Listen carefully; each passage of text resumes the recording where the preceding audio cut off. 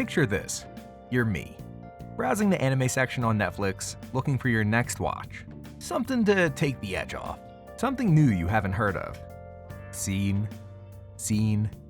Too many episodes. Can't relive that trauma. Boom. You find it. Tougen Anki. A brand new show you've never heard of. And it's most liked. Looks decent enough.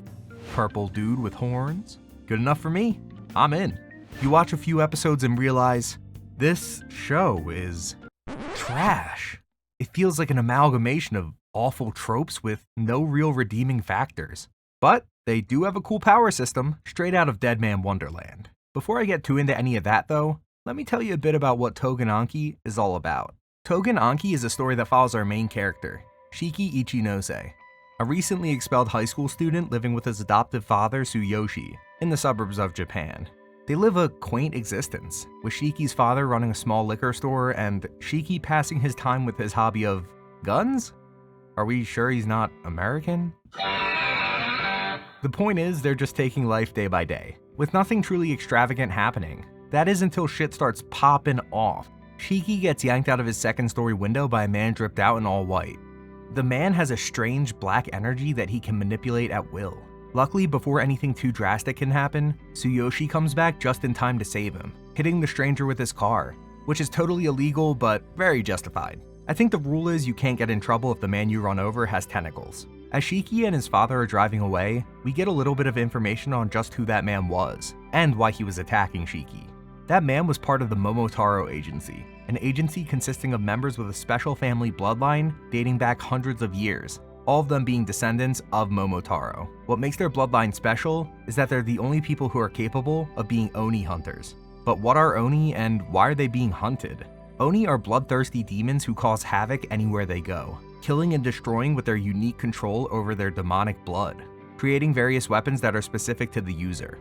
Shiki unknowingly is one of these Oni, so this isn't just some random beef, this is multi-generational, with Shiki having no idea what's going on. We come to find out that Tsuyoshi was part of the Momotaro Agency, but deserted after taking Shiki in as a baby. The duo pulls over to an abandoned factory, Shiki being pulled out of the car and put into a spider web. There's probably an easier way to hold him captive, but it does look pretty cool, I guess. Tsuyoshi comes in and starts going at it with this mysterious Momotaro agent. There is clearly some history here, as they're going back and forth about Tsuyoshi abandoning the agency. But then, Tsuyoshi is gravely injured. This causes Shiki to lose his mind.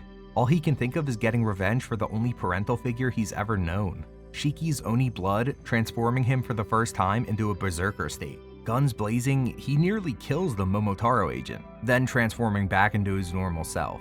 Unfortunately, the agent is alive, incredibly injured, and pissed. He goes to strike Shiki down, once and for all, only for Tsuyoshi to take the blade in his place, sacrificing himself and saving his son's life, passing away shortly thereafter. The episode ends with Shiki being knocked out and taken to the Oni Island of Legend, Onigashima, for his obligatory pre-revenge training arc. Wait, Onigashima? Can we get much higher? And that is an introduction to Tougen Anki. Going into the show, I really wasn't expecting anything revolutionary, but I also wasn't expecting to be as disappointed as I am.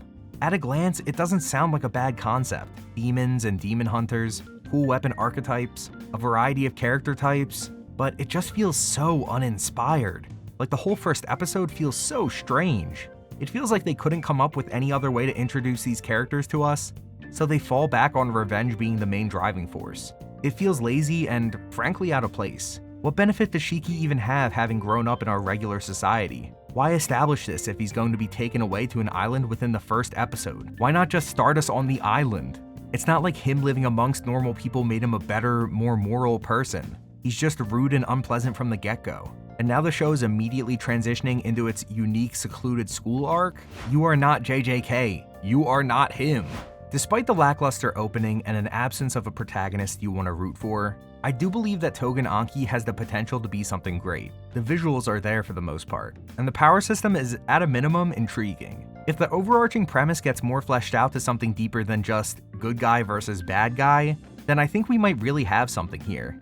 So, do I think that Tougen Anki deserves the hate it's been getting? Yes. It's been mid at best up until this point. But do I think it has the potential to be something good? Yeah, absolutely. For the time being, I'd say don't even waste your time with this show. There are much better things out there at the moment that deserve your attention and will leave you feeling fulfilled rather than empty. Hey everyone, I just want to say thank you if you made it this far into the video. I really appreciate it. Do you agree that Tougen Anki is mid, or do you think it's one of the best shows of the season? Let me know what you think in the comments down below. Be sure to like, comment, and subscribe if you want to see more stuff like this. And as always, have a great day.